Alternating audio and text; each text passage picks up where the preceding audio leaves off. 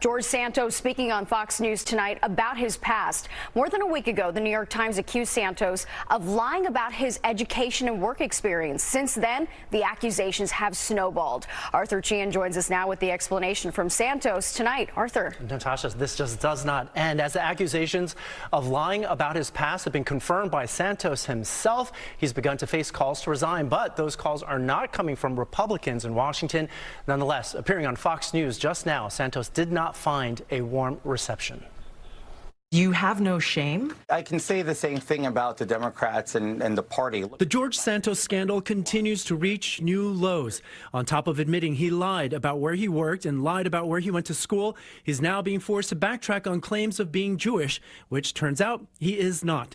But despite the massive fall from grace, the Republican congressman-elect says he has no plans to step down and will go to be sworn in next week. Political experts say that might bring on unexpected legal risks for Santos. Because it does expose him to subsequent prosecution for misrepresentation on his disclosure forms, and that is a felony.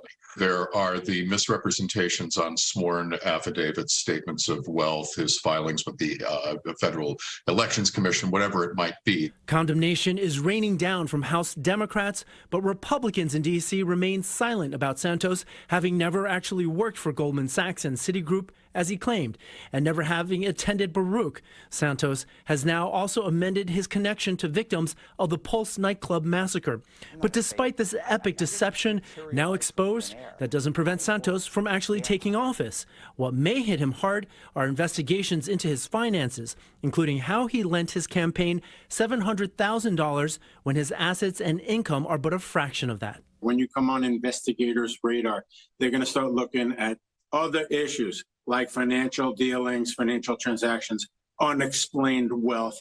And unfortunately for him, he's going to face that. Now, sadly, what's being highlighted here is that there are no legal consequences for lying to the public and lying to voters. But the New York State Attorney General has said her office is looking into this matter, and political experts say the people in Santos's district on Long Island and a small part of Queens could also bring forth a recall petition to have him removed from office. Natasha. All right, Arthur, thank you.